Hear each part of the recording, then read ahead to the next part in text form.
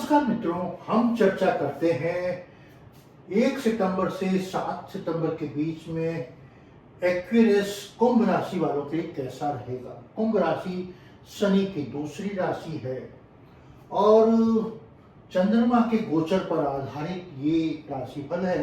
हम ऐसे नहीं कहें कि सभी प्लैनेट्स का गोचर यानी राशि परिवर्तन ही राशिफल कहलाता है। अब साल भर का राशिफल आता है, महीने का राशिफल, 15 दिन का, पर दिन का आता है। तो ये पर दिन का कैसे, पहले दिन का, एक दिन का कैसे राशिफल देखते हैं। चंद्रमा की पोजीशन अगर चौथा, आठवां और 12वां नहीं है तो चंद्रमा अच्छा है। अगर चौथे भाव में चंद्रमा, जैसे मेष लग्न है, मेष राशि 8वां चंद्रमा है, तो चंद्रमा खराब हो रहा है।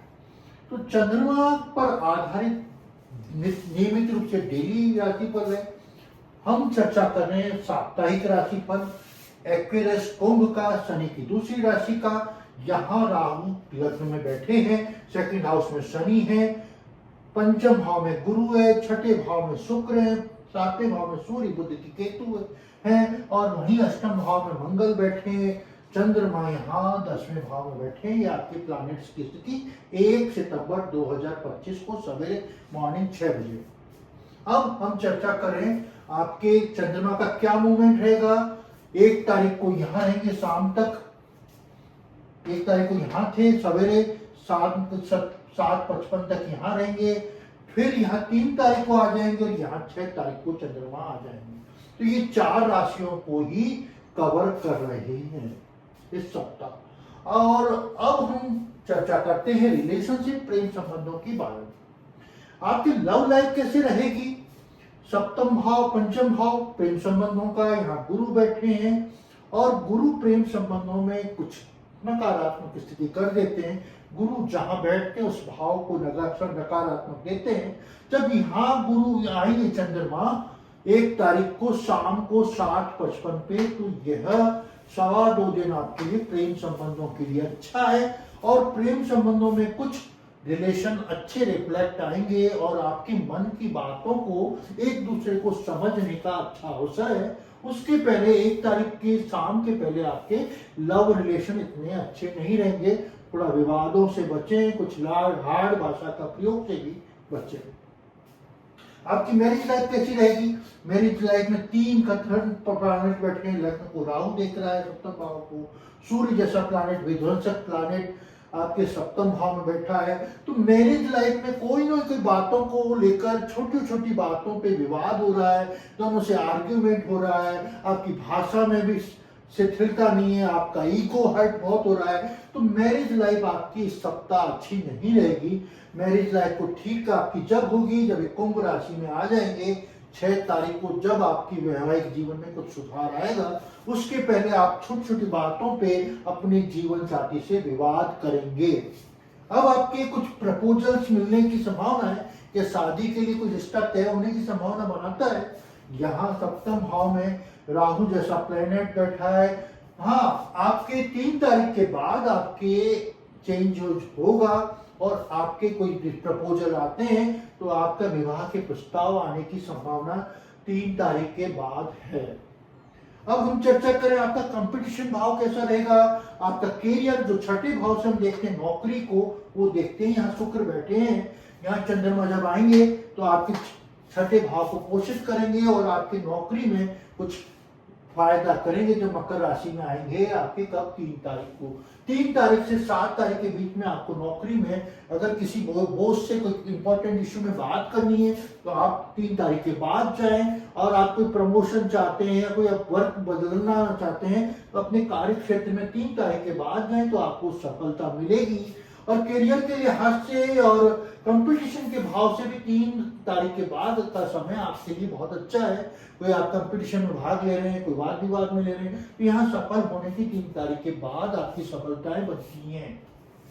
अब हम चर्चा करें आपकी वित्तीय स्थिति और बिजनेस कैसा रहेगा। वित्तीय भाव में सूर्य, बुध जैसे बुध जो प्लैनेट है वो अपने आप में ही व्यापार का कारक है जो आपके लग्न को देख रहा है। तो आप में इन दिनों में व्यापारिक गुण बहुत अच्छे हैं, कोट के भरे। और राहु जैसा प्लैनेट आपको बहुत अच्छे थिंकर बनाता है, थॉट्स बना रहा है इन दिनों में। तो आप अपने विचारों को बेचिए, क्योंकि राहु ऐसा प्लैनेट जो मार्केटिंग से बहुत पैसा धन कमाता है, तो आप मार्केटिंग से संबंधित जुड़े हुए कोई काम करें तो आपको बहुत फायदा होगा। बिजनेस के क्षेत्र में ऐसी चीजें जो पेश करें जिसमें मार्केटिंग या एडवर्टाइजमेंट के माध्यम से होता है। वित्तीय स्थिति कैसी रहेगी आपकी? फाइनेंशियल पोजीशन 11वें भाव और सेकंड हाउस से देख रहे हैं, सेकंड हाउस में शनि बैठे हैं, वो भी वक्री होके, तो आपके जो लिक्विडिटी का धन है, एफडीज हैं या आपकी स्थायी संपत्तियां वो बढ़ेंगी, आपकी कुछ संपत्ति का नए का भी निर्माण करेंगे आप, लेकिन रेगुलर इनकम आपकी बहुत धीरे धीरे फ्लो से बढ़ रही है। सप्ताह कोई बड़ा अचानक से आर्थिक लाभ इस सप्ताह आपको मिल ही रहा है, गुरु का प्रभाव जरूर है, तो आपको लोग बात थोड़ा पैसा आ रहा है, लेकिन आप यहाँ पे पैसे पे भी रिस्ट्रिक्शंस करते हैं, ये गलत पैसा, ये अच्छा पैसा, ये ऐसा पैसा, तो आप कनिंग और मंगल जैसी चालाकी आपके पास में नहीं है, तो आपके पैसे का फ्लो तेज स्पीड से नहीं होता है। अब हम चर्चा करें आपके हेल्थ को कैसा। हेल्थ के मामले में कुंभ राशि हो रही है, अचानक से सिर दर्द हो जाता है, केतु जैसा प्लानेट बैठा है जो बीमारी का कारक है, सूर्य जो सिर दर्द का ही कारक है, और बुध स्नायु तंत्र की प्रॉब्लम है। कुल मिला के यह सप्ताह आपके स्वास्थ्य के लिए अच्छा नहीं है। चंद्रमा जब यहाँ आएंगे 3 तारीख को, 6 तारीख को, जब आपके स्वास्थ्य में कुछ सुधार होगा, जब 6 तारीख के बाद, उसके पहले स्वास्थ्य में कुछ न कुछ गड़बड़ रहेगी। आप करें अपने स्वास्थ्य को ठीक करने के लिए भगवान भोलेनाथ की आराधना करें, नियमित रूप से भगवान शंकर के मंदिर जाएं और ओम नमः शिवाय से शाम को तेल मिक्स काले तिल का अभिषेक करें 7 बार, जिससे आपका अच्छा स्वास्थ्य रहेगा। अब हम चर्चा करते हैं आपके स्टूडेंट्स लाइफ, आपकी पढ़ाई कैसी रहेगी इस सप्ताह। पढ़ाई के लिए हम पंचम भाव या गुरु बैठे हैं, और पढ़ाई के लिए आपका लग्न भी प्रभावित करता है। चौथा भाव primary education, higher education, 7th house, ये सारे ही भाव प्राइमरी एजुकेशन के भाव में शुक्र की राशि, 9th हाउस में शुक्र की राशि, तो पढ़ाई में आप अपने आप को फोकस नहीं कर पाते हैं। आराम ज्यादा पसंद है, नींद लेना, एसी चलाना, पंखा चलाना, आप कठोर मेहनत के अभ्यस्त नहीं है, तो आपको थोड़ा हार्ड वर्क की जरूरत है, जिससे आप पढ़ाई में फोकस कर पाए और अपने टारगेट्स को अचीव कर पाए। क्योंकि आपको कुंभ लग्न, कुंभ राशि वालों को थोड़ा समझना भी कठिन होता है। कुंभ राशि वाले बड़े शालीन होते हैं, सभ्य होते हैं, और अपने जीवन में अपने इच्छाओं को परोपकार बहुत ज्यादा करते हैं, लोगों की मदद करने में सबसे आगे आते हैं। अब हम चर्चा करें आपके आध्यात्म पक्ष को, तो आध्यात्म पक्ष में आपका 9th हाउस है या शुक्र की राशि उदय हो रही है, तो अभी आपके धर्म के प्रति आस्था कम है।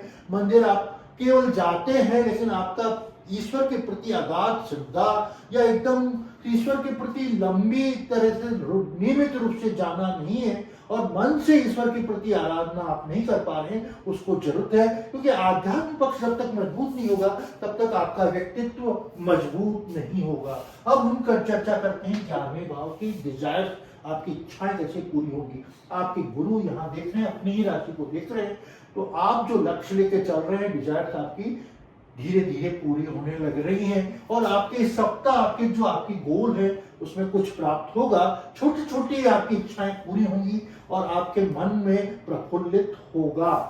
अब हम चर्चा करें आपको क्या ऐसा उपाय करें जिससे आपका यह सप्ताह अच्छा जाए। आपको शनि के उपाय करना है। शनि के उपाय में शिव जी के मंदिर जाएं, शनिवार को शाम को तेल और तिल, काले तिल के साथ में अभिषेक करें शिव जी का। ओम नमः शिवाय 7 बार बोले, जिससे आपके जीवन में आ रही परेशानियां, संकट और वैवाहिक जीवन को लेकर जो संकट है उसमें कुछ रिलैक्स मिले। आपने अभी तक मेरे चैनल को सब्सक्राइब नहीं किया तो प्लीज मेरे चैनल को सब्सक्राइब करें, लाइक करें, बेल आइकन को दबाएं।